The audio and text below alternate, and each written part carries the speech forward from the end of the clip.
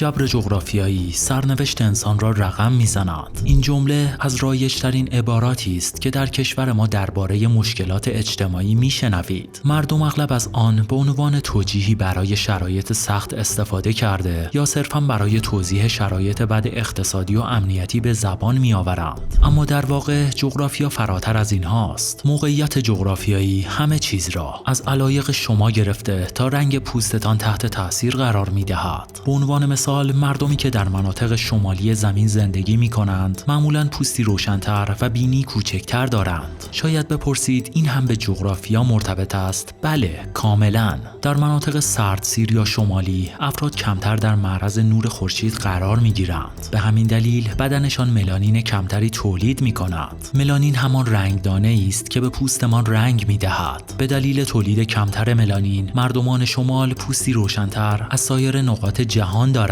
بنابراین جغرافیا تنها به حقوق بشر یا اقتصاد محدود نیست. از رنگ چشمانتان گرفته تا اینکه به کدام موسیقی علاقه دارید. ده مثال دیگر میتوان یافت که نشان میدهند جغرافیا چقدر میتواند بر زندگی تک تک ما تأثیر بگذارد. در این ویدیو مقصد ما ژاپن است، کشوری که به گفته بسیاری بدترین موقعیت جغرافیایی جهان را دارد. پس بیایید ببینیم این جغرافیا چگونه سرنوشت مردم آن را شکل داده است. جغرافیای ژاپن به معنای واقعی کلمه شبیه به یک کابوس است و دلیل اصلی آن به موقعیت این کشور روی نقشه باز می‌گردد. این کشور در اقیانوس آرام و از مجموعه‌ای از جزایر شامل تقریباً 6852 جزیره تشکیل شده است. چرا می‌گوییم تقریباً؟ چون هنوز هم جزایر کوچکی وجود دارند که ژاپن نتوانسته به طور کامل آنها را کشف کند. به علاوه اینکه برخی از این جزایر مورد اختلاف و مالکیت آنها مشخص نیست. جزایر کوریل که در شمال شرقی ژاپن واقع شده همچنان محل مناقشه بین روسیه و ژاپن است. در سال 1941 این دو کشور توافق کردند که این منطقه بی‌طرف باقی بماند، اما تنها 4 سال بعد روسیه این توافق را نقض کرده و جزایر را به طور کامل اشغال کرد و از آن زمان یعنی از سال 1945 تا کنون این اختلاف حل نشده باقی مانده است. ژاپن در اصل از 4 جزیره اصلی به نام‌های هونشو، هوکایدو، کیوشو و شیکوکو تشکیل شده و این جزایر در کنار هم ژاپن را به یک کشور تبدیل می‌کنند. با این حال ژاپن آنقدر که تصور می‌کنید بزرگ نیست. بیایید یک مقایسه سریع انجام دهیم. اگر ژاپن را بردارید و روی بزرگترین کشور دنیا یعنی روسیه قرار دهید، تنها این مقدار از مساحت آن را اشغال می‌کند. یا مثلا اگر ژاپن یک کشور آفریقایی بود، در نقشه با این ابعاد دیده می‌شد. حالا بیایید آن را با کشور خودمان مقایسه کنیم. اگر ژاپن را روی نقشه ایران بگذارید، متوجه می‌شوید که مساحت کشور ما تقریباً 4.5 برابر ژاپن است. این نشان می‌دهد که ژاپن از نظر وسعت کشوری کوچک به حساب می‌آید. حالا بیایید از زاویه دیگری به این موضوع نگاه کنیم. روسیه با مساحت عظیمش جمعیتی بالغ بر 143 میلیون نفر دارد، اما ژاپن با وجود کوچکیش در مقایسه با روسیه 124 میلیون نفر را در خود جای داده. این در حالی است که ایران با وجود 4 برابر بودن مساحتش نسبت به ژاپن جمعیتی 35 میلیون نفر کمتر از ژاپن را در اختیار دارد. ژاپن با اینکه کشور کوچکی است اما جمعیت بسیار زیادی دارد. دلیل آن این است که 73% از مساحت کشور را کوه‌ها پوشانده‌اند و تنها 27% از زمین‌های آن برای سکونت و ساخت و ساز مناسب است. بیایید دوباره به ایران و تهران برگردیم. این عکس که احتمالاً خیلی از شما آن را دیده و حس خفگی بهتان دست داده است، اما عجله نکنید، شرایطی بدتر از این هم وجود دارد. در فیلم‌ها ژاپن را همیشه با آسمانخراش‌های بلند و درخشان و خیابان‌های عریضی که ماشین‌های اسپورت در آن دریفت می‌کشند دیده‌ایم، اما واقعیت این است که ژاپن بیشتر شبیه همین عکس است. یعنی از نظر معماری و شهرسازی نامنظم و پر ازدحام و تفاوت چندانی با تهران ما ندارد. اما اگر صادق باشیم، وضعیت آنها کمی متفاوت‌تر از ماست. در کشور ما شهرسازی نامنظم عمدتاً نتیجه طمع برای کسب درآمد بیشتر و رانت است، اما در مورد ژاپنی‌ها آنها واقعاً چاره دیگری نداشته و ندارند. ژاپن در قلب منطقه‌ای به نام حلقه آتش اقیانوس آرام قرار گرفته و همین موضوع باعث شده بیش از 110 کوه آتشفشانی فعال داشته باشد. هر ساله به طور میانگین حدود 50 فوران آتشفشانی در این کشور رخ می‌دهد. یعنی به زبان ساده تقریباً هر هفته یک فوران و این واقعیت باعث شده که مناطق قابل سکونت در ژاپن بسیار محدود باشد. علاوه بر این فوران‌های آتشفشانی موجب می‌شود ژاپن نیمی از سال را زیر بارش خاکستر بگذراند. پس از فوران‌های بزرگ، خاکستر پراکنده در هوا زندگی روزمره را تقریباً فلج می‌کند.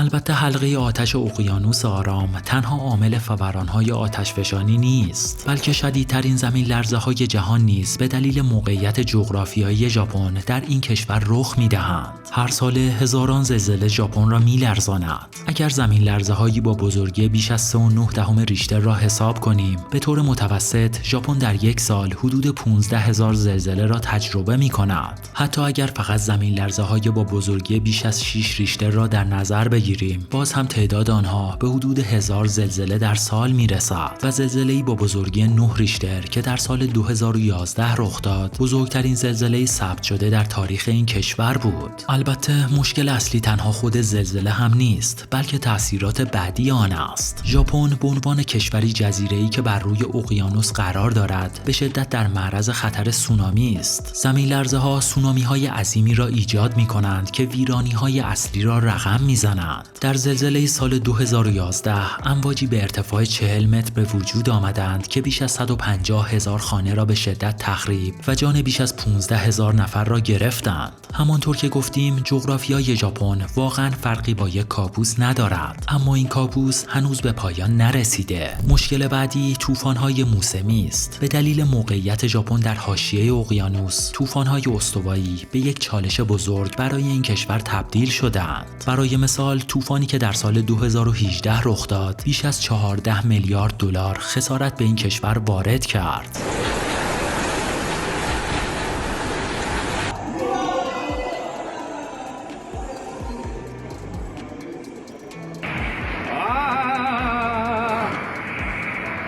بیایید آنچه تا کنون گفتیم را جمع بندی کنیم. ژاپن کشوری است که دائما با بلایای طبیعی دست و پنجه نرم کرده و میلیون ها نفر در یک فضای تقریبا کوچک و متراکم زندگی می کنند. حالا مشکل بعدی چیست؟ غذا و انرژی. تنها 12% از مساحت ژاپن برای کشاورزی مناسب است. شاید این عدد برایتان ملموس نباشد. پس تصور کنید در کل ایران فقط استان فارس قابلیت کشاورزی داشته باشد. علاوه بر این آب و هوای ژاپن اجازه نمی‌دهد هر محصولی در این کشور کشت شود و به همین دلیل بسیاری از محصولات کشاورزی وارداتی هستند. به طور مثال 60% میوه‌ها و سبزیجات ژاپن از کشورهای دیگر وارد شده و این وابستگی هر سال بیشتر از قبل هم می‌شود، چون جمعیت ژاپن به سرعت در حال پیر شدن است و همانطور که در بسیاری از نقاط جهان اتفاق افتاده، جوانان ژاپنی نیز تمایلی به اشتغال در شغل کشاورزی ندارند. یکی دیگر از چالش‌های ژاپن وابستگی به انرژی است. این کشور از نظر منابع طبیعی مانند گاز و نفت بسیار فقیر محسوب می شود. به همین دلیل ژاپن سالها تلاش کرد با سرمایه‌گذاری در نیروگاه‌های هسته‌ای مشکل انرژی خود را به نحوی حل کند، اما این تلاش‌ها نیز موفقیت آمیز نبود. همچنین زلزله بزرگ سال 2011 باعث شد نیروگاه هسته‌ای فوکوشیما دچار نشت گسترده شده و این حادثه پس از چرنوبیل دومین فاجعه بزرگ هسته‌ای جهان به حساب می‌آید. در ادامه آلودگی رادیواکتیو به اقیانوس سرایت و به دلیل حرکت ابرها بخش‌های داخلی ژاپن را نیز آلوده کرد. این حادثه باعث شد منطقه‌ای به وسعت 20 کیلومتر مربع کاملا تخلیه و بیش از 80,000 نفر مجبور به ترک خانه‌های خود شوند. پس از این فاجعه ژاپن تصمیم گرفت بیشتر نیروگاه‌های هسته‌ای خود را تعطیل و اکنون تنها 20% از انرژی خود را از این طریق تأمین می‌کند. به جای آن این کشور به انرژی‌های تجدیدپذیر مانند باد و خورشید روی آورده است. اما این هم کافی نیست و ژاپن همچنان برای تامین نیازهای انرژی خود به کشورهای دیگر وابسته است، به شکلی که قبل از سال 2012 و تحریم‌های نفتی ایران، ژاپن بزرگترین خریدار نفت کشور بود. در پایان باید به ضعف امنیتی ژاپن بپردازیم. با اینکه ژاپن مرز زمینی با هیچ کشوری ندارد، اما موقعیت جغرافیایی آن به گونه‌ای است که انگار در محاصره یک حلقه آتش قرار گرفته و از میان 4 کشور همسایه 3 کشور درست در نقطه مقابل او قرار دارند: چین، روسیه و کره شمالی.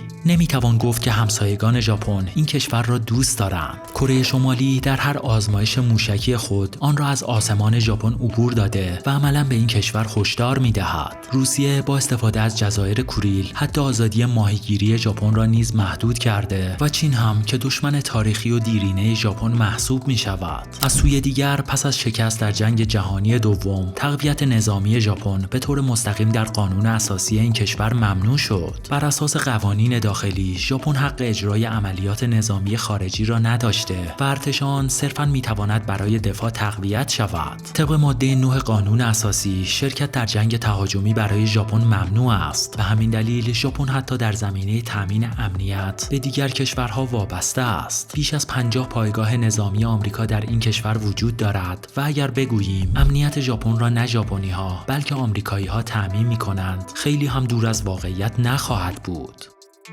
در پایان ویدیو بیایید به همان نقطه آغاز بازگردیم. جغرافیا سرنوشت است، اما آیا واقعاً این جمله درست است؟ از ابتدای این بحث مشکلات جغرافیایی ژاپن را یکی پس از دیگری شمردیم و مطمئن باشید که هنوز تمام نشده. با این حال ژاپن با تمام این چالش‌ها سومین اقتصاد بزرگ جهان را در اختیار دارد. شاید نتوانند کشاورزی گسترده‌ای داشته باشند، اما در تولید فناوری‌های پیشرفته در صدر جهان ایستاده‌اند. برندهایی مانند تویوتا، سونی، پاناسونیک، توشیبا و هوندا تنها بخشی از دستاوردهای آنهاست. نرخ سواد در ژاپن 100% است، یعنی تمام جمعیت این کشور با سواد هستند. نرخ جرم و جنایت فقط 2 در هر 1 میلیون نفر و سرانه تولید ناخالص داخلی آنها $30,000 است. بهره بانکی در این کشور منفی است و در شاخص حقوق بشر جزو 20 کشور برتر جهان قرار دارند. ژاپن شبیه به کودکی است که با شرایطی دشوار به دنیا آمده و در دوران جوانی ضربات و مشکلات سهمگین‌تری را تجربه کرده و به معنای واقعی کلمه ویران شده است. اما امروز از میان ویرانه‌های خود کشوری ساخته که همه ملتش با آن افتخار می‌کنند. حالا یک بار دیگر از شما می‌پرسم، آیا جغرافیا واقعاً سرنوشت ماست یا ما فقط به دنبال بهانه‌ای برای شکست‌هایمان هستیم؟